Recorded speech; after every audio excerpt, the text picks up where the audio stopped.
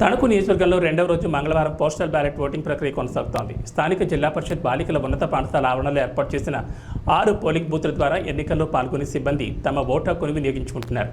నియోజకవర్గంలో మొత్తం 2156 మందికి గాను సోమవారం 1138 మంది తమ ఓటు హక్కును వినియోగించుకోగా మిగిలిన వాళ్ళంతా మంగళవారం ఓటు హక్కు వినియోగించుకోవాల్సి ఉంది.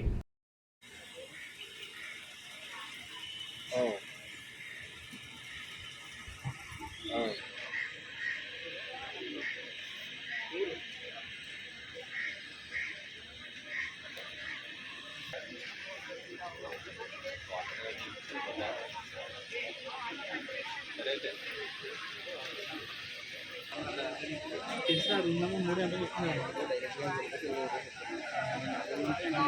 లేదంటే అరగంట ఇంతమంది లేదు లేదు